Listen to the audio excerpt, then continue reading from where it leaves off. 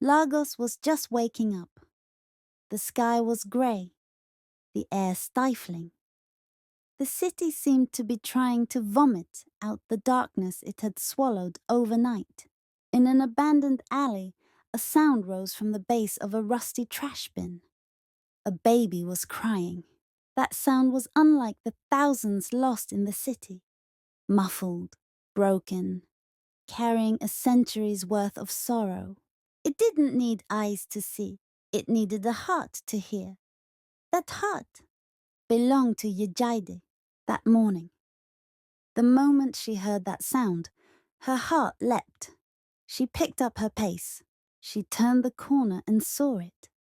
A baby, wrapped in a red cloth, eyes wet with tears, bare legs trembling. Yejide bent down, reached out her hands. The baby, as if sensing warmth, stopped crying.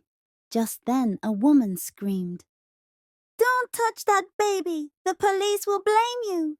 The woman's eyes were full of fear, but Yejide's heart was no longer afraid. It was decided. She slowly picked the baby up, wrapping it in her coat to keep it warm. She looked around. No one was helping. The baby's skin was ice cold. She had to get to a hospital. She had just taken a step when... Wait! That baby is mine! A pale young woman fell to her knees. I left her, but I didn't want to. They were going to kill me. If it had been a boy, he would have lived. They threw me out. My boyfriend was a gang leader. He didn't want the baby. Yejide couldn't breathe. This woman was her years ago, but the moment was cut short. A motorcycle roared in the distance. Two men entered the alley. They removed their helmets. The woman trembled. "They found me!" Yejide shouted without thinking. "Run!" They ran through narrow streets, behind markets, and through winding alleys. Behind them, shouts and engine roars followed. Finally! They reached an old abandoned church. They forced the door open and slipped inside. The woman cried, "I just wanted to live." But they wouldn't let me. Yejide looked at the baby. Its eyes were slowly closing, with trembling hands. Yejide pulled out her phone, but not to call the police.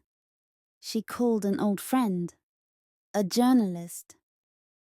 "I'm going to tell you a story, but this isn't just a story. This is this country's shame." The journalist arrived. She took photos, took the woman's testimony. The gang's name would no longer remain hidden. That night, the country shook.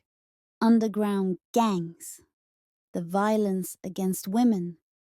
It was all anyone could talk about. The woman was placed under protection. And this time, the state didn't take the baby away. Because this time, the media, the people, the hearts, they stood up.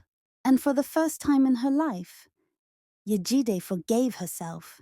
Together, they gave the baby a name. Temiloluwa.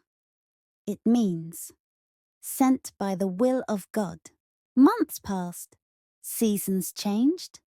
But that church, it wasn't just an old building anymore.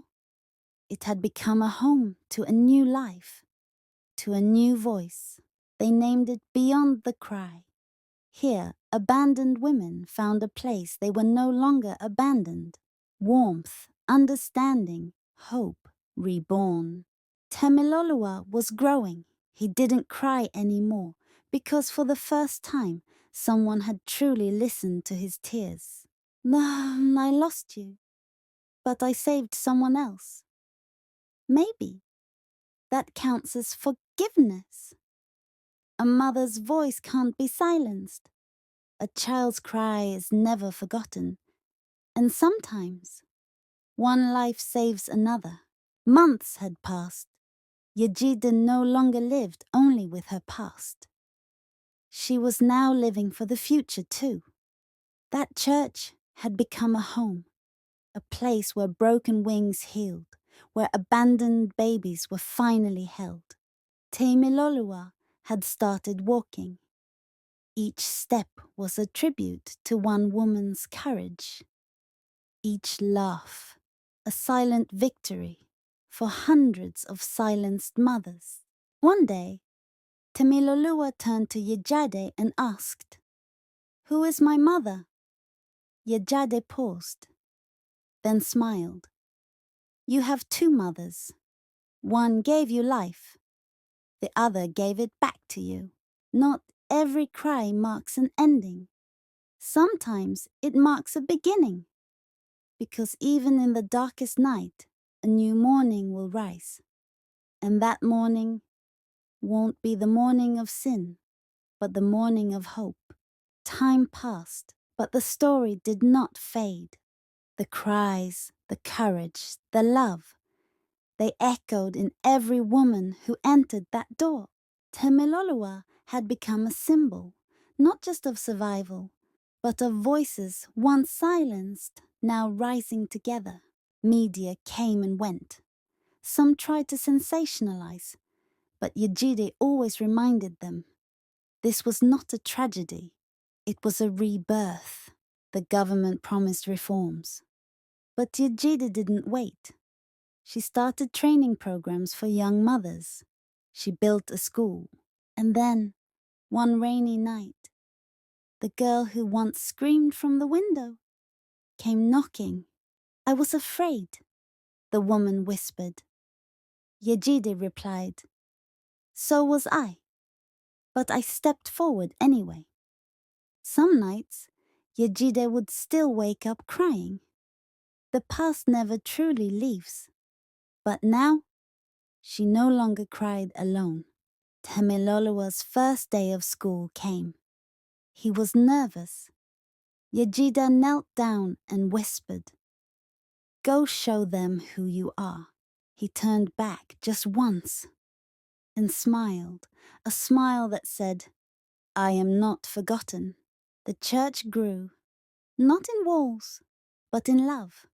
It reached villages. It inspired laws. It birthed movements. They called her Mama Yejide, not out of pity, but out of reverence. A woman who turned pain into purpose. And still, she cleaned, she cooked, she prayed, she laughed. Because change isn't made in speeches. It's made in quiet acts of love. Years later, Temilolua would write a book. The title, "The Morning That Saved Me." In his dedication, he wrote, "To the mother who gave me life, and to the mother who gave it back." Fai narration. Every story has an end, but hers became many beginnings. Sometimes the smallest cry echoes through generations. "How did you know I was worth saving?" Yejide smiled. "I didn't. I just knew. No cry should be ignored." And in the final days of her life, she sat by the window, listened to the laughter outside, and said, "I hear peace." The church bells rang that day, not for mourning, but for celebration. A woman who lived fully, who gave endlessly. Temilolua spoke at her farewell. "She didn't just raise me. She raised a generation of mothers." And as her ashes touched the soil, a tree was planted, not just to remember, but to grow what she began. She was just one woman, one voice. But she listened, she loved, she believed. And because of that, silence broke, and the morning of sin became the dawn of redemption.